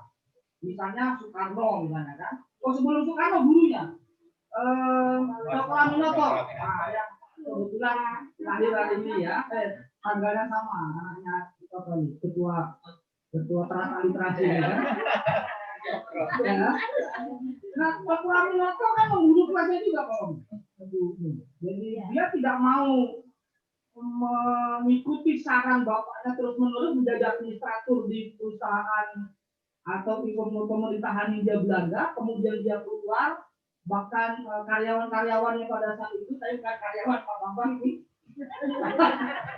karyawannya di perusahaan itu, dia bela kan, dan seterusnya. Sudirman misalnya, itu juga memberontak, melawan. Dia ditugasi untuk menanam dan mengambil upeti pajak rakyat, dianggap panennya tidak bagus, tidak dapat pajak. Ditelusuri oleh pihak Jepang pada saat itu, ternyata bukan karena gagal panen, karena Sudirmannya tidak mau mengambil kan, karena itu Sudirman dihukum, ditugasi ke Bogor untuk menjadi peserta kita itu. Peta, sorry, ya, peta ya, ini agak jalannya belajar 6 dulu. Peta itu ya, masih mending lah, 6 masih lulus ya kan, bukan 5 gitu. Nah, poin yang mau saya sampaikan, tafsir tentang kebudayaan Jawa itu sendiri juga tidak statis dan monolitik, tidak homogen. Dia berkembang sejauh dengan perkembangan zaman dan siapa yang menafsirkan konteks Jawa itu. Nah, kalau kita baca lagi dari misalnya Majapahit, termasuk Pram kan mengkritik tuh kehadiran Majapahit lewat karyanya Arus Balik. Nah, Arus Balik yang ada di belakangnya Alvin itu, bukunya maksudnya, fotokopian. Ya, dari Sriwijaya yang apa? Laut itu maritim gitu ya, tapi berubah ke pedalaman, kebudayaan pedalaman lewat Majapahit, dan itu yang dipraktikkan oleh Pak Soeharto dengan memperkuat angkatan darat, mengabaikan angkatan laut pada saat itu. Padahal dulu kita punya Sriwijaya, di Aceh itu punya panglima perempuan pertama di dunia, Malahayati, dan seterusnya, dan kebudayaan maritim itu kemudian seperti sirna atau berkurang lah kebijayaannya akibat dari pengaruh apa ya, upaya Orde Baru itu mengembalikan ke pedalaman. Itu yang mau saya sampaikan konteks tadi di Jawa-Jawa tadi. Terima kasih Bapak. Siap, terima kasih. Konteks Jawa ada, konteks Minang lagi, konteks Melayu, konteks Batak. Ada mau ditambahkan lagi Pak Bambang? Tapi kebetulan Pak Senior kita nggak ini pula ya, nggak mau kasih pesan gitu kan, pesan moral, pesan materi juga nggak apa-apa. Dari Balai Bahasa ya Pak? Alhamdulillah namanya di sini ya. Ya Pak. Tentang mungkin Mas, saya zaman kuliah dulu ada yang pokok buku yang selalu saya baca dan selalu dipinjam-pinjam. Kalau zaman dulu kan kalau buku mahal gitu ya.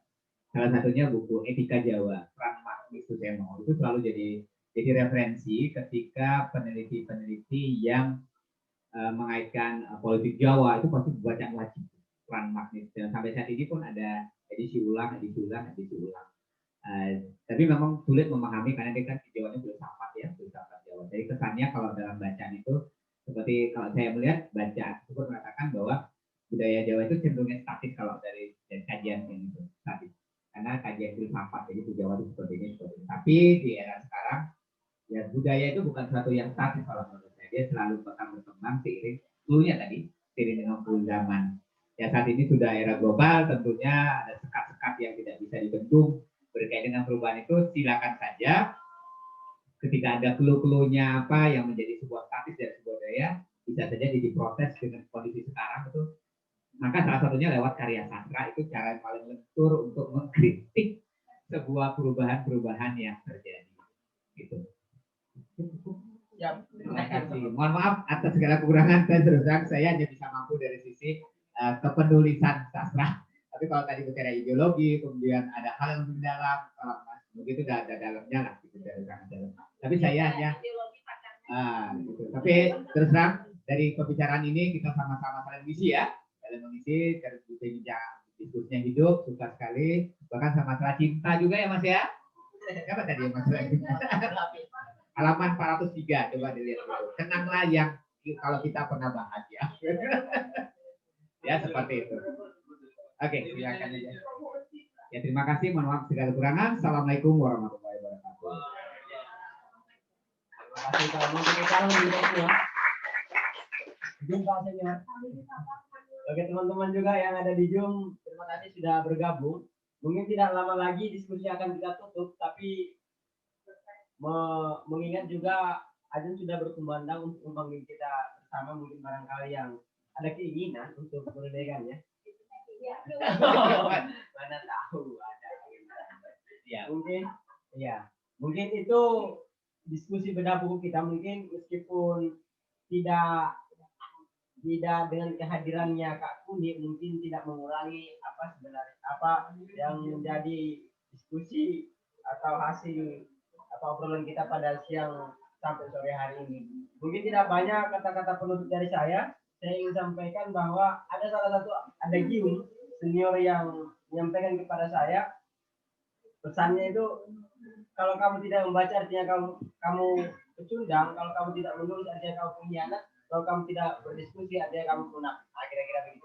Terima kasih. Assalamualaikum warahmatullahi wabarakatuh. Waalaikumsalam warahmatullahi wabarakatuh. Ya, 12 tadi yang ini yang ada 5 orang kan? Mas Luki 16. Dia bertanya.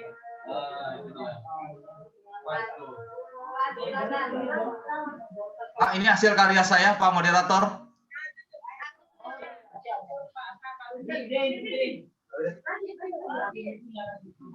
Bukunya gimana? Judul bukunya. Oh gini. Oh, Aisyah. Oh, sebentar, Pak. Siapa tadi dapat? Oh.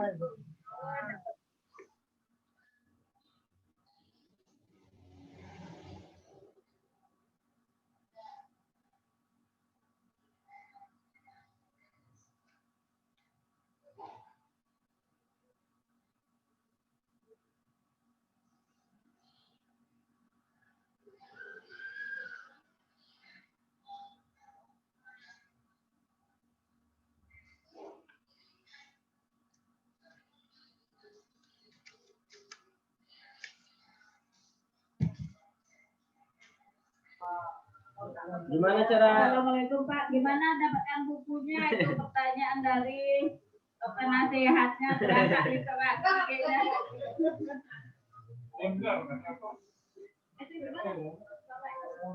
Nggak bisa ini. Izin pamit, Pak. Minta kontak personnya bisa Pak, dikirim di kolom komentar Pak. Boleh, Pak. Siap.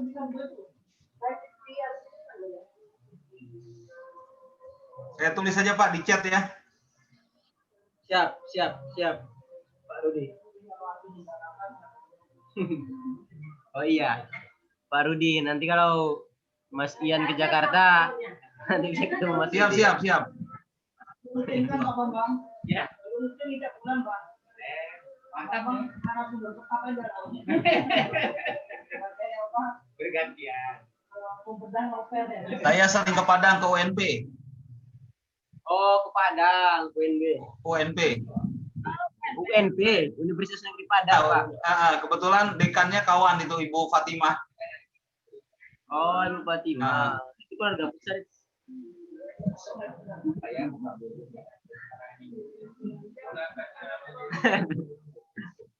Udah dikirim Pak Rudi? Saya tulis nih Pak, di itu. Siap.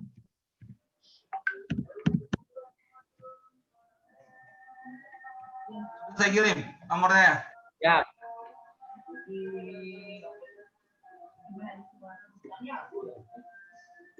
Ini dengan abang siapa nih? Dengan Alvin Pak Rudi. Alvin nomor berapa Bang Alvin? Oh. Saya tulis di komentar juga Pak ya. Boleh ya. Balas komentar. Saya dari SMA Pak, penggemar Pram, buku-buku Pram saya punya semua. Oke, edisi berikutnya Pak. Edisi berikutnya boleh Pak. Oke, Zoom. Edisi berikutnya Bapak komentar satu Pak. Pak Rudi ada request dari teman-teman. Ya. Nanti edisi berikutnya Pak Rudi yang jadi pembedah, tapi kita online daring. Oke, Ya, siap Pak, siap. Oh, alhamdulillah. Siap. Nanti kita kabarin lagi nanti Ya. Pak Rudi ya. Kalau bicara tentang Pram, insya Allah saya siap. Siap. Oke. Saya juga senang Buya Hamka juga kan. Oh, Buya Hamka juga Pak Rudi. Ya, saya seimbang itu. Karya-karya Pram dan karya Buya Hamka saya suka. Oke, saya pamit ya. Siap Pak Rudi, terima kasih banyak Pak Rudi. Oke, sampai ketemu lagi ya. Assalamualaikum. Siap, sampai ketemu Pak Rudi. Waalaikumsalam.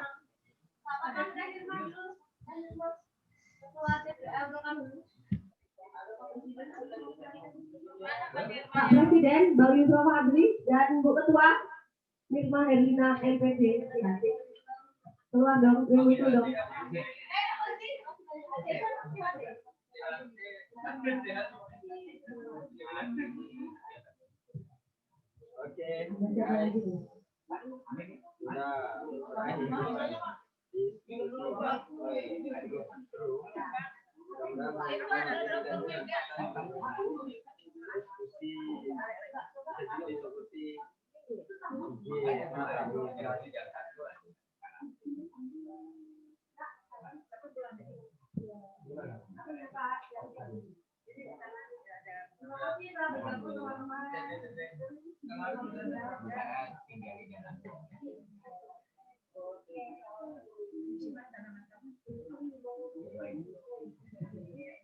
Semua di jalan amanah.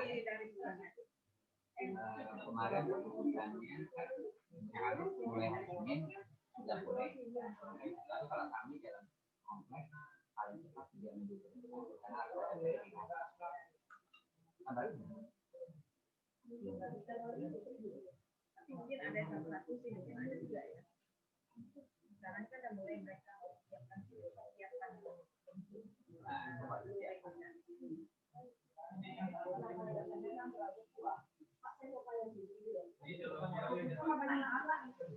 Ya enggak, ini orang tua yang makan.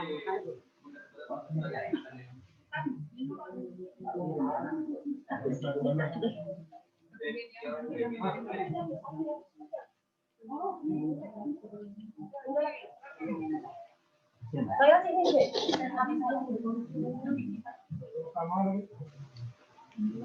Lagi flu ya. Aku batuk gara-gara salah minum.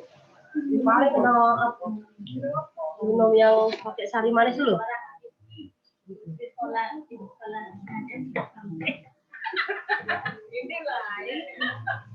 Dokter Mega Aslam.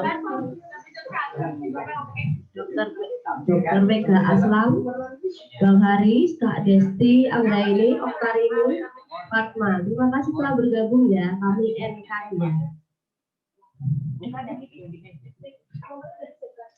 Udah saya kirim aja.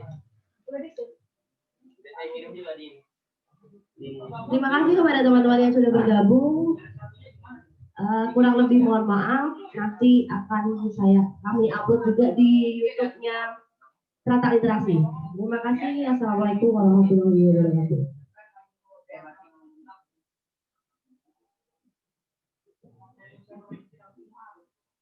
Itu udah sudah boleh saya tuh ada filsafat sejarah.